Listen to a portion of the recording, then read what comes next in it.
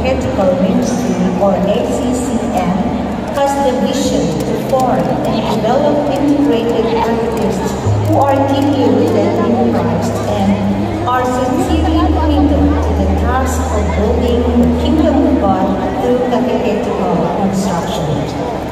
One of its missions is to give suitable catechetical programs for catechists to become effective communicators of the gospel. Ug tungod niini, ang Archdiocese of Cebu Catechetical Ministry makanunayong sangkap sa paghatag o ongoing formation program diin ang tungod niini is to enhance the teaching methods and spirituality of the catechists. Atong nakita karon ang mga kabaguhan sa sistema sa pagtudlo o busa. The ministry adopted digital technology in terms of teaching through PowerPoint presentation, gamit ang social media, video clips sa pagsanyaw sa mga pulong sa mundo. Wow, kapit na to! Ay, asa din sa kitano tayo! Archdiocese of Cebu Catechetical Ministry in the organized parish level of Lapu-Lapu District, Our Lady of the Sacred Heart Parish Member perceived a new sense of direction of a more coordinated and systematic presentation of the Catholic faith for our public school children using modern technology. As the world changes, so does the way we the catechists teach. The evolution of society and constant updating of teaching methods all mean that catechists should keep themselves in a process of ongoing formation during the whole course of their service. Each catechist should be helped towards continual progress and growth.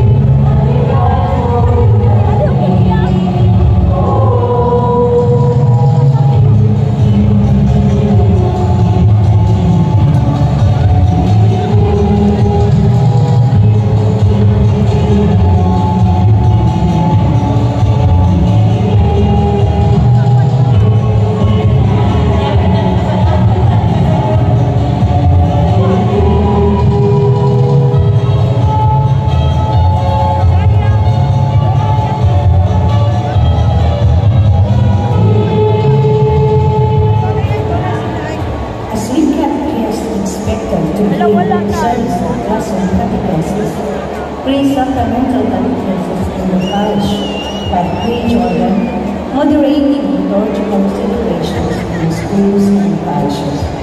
Also, organizing and still moderating apostolic activities for public schools, youth, and children, such as recollection, core group formations, and other parish catechetical services. Our ever-supportive and generous parish priest, Father George Alfonso MSc, provided each catechist teaching tools such as laptops and Bluetooth speakers to give his teaching catechesis in public school classrooms.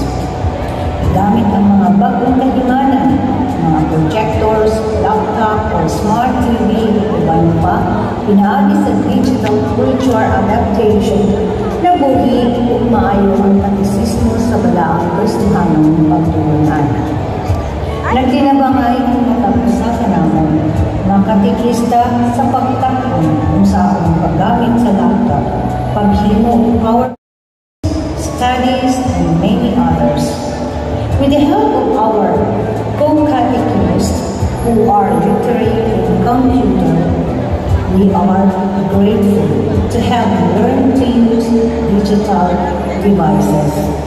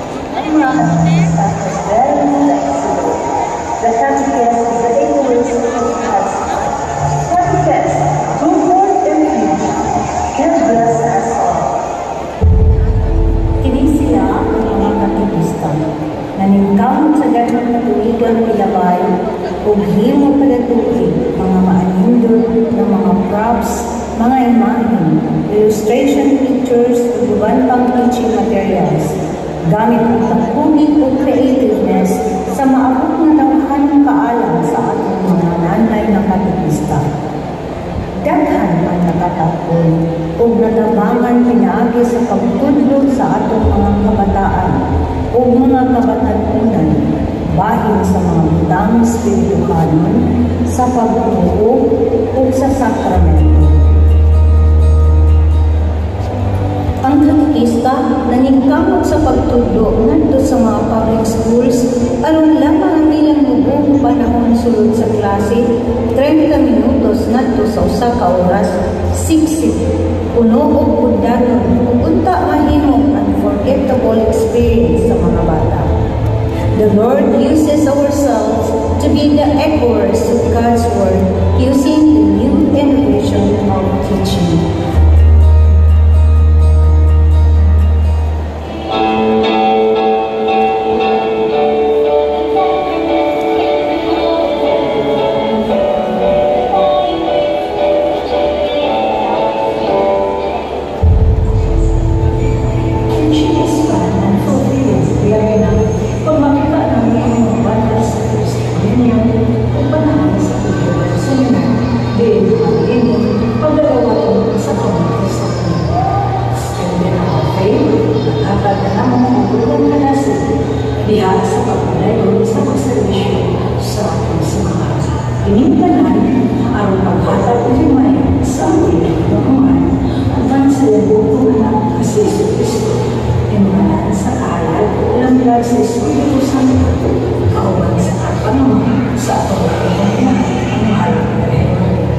Mabuhay ang mga katekista, padayon sa buwan, diha sa pagtuman, sa pagpanalagad, sa mga kamataan, kung sa atong matag simbahan, nininapan para sa padulog sa Diyos na hinarian.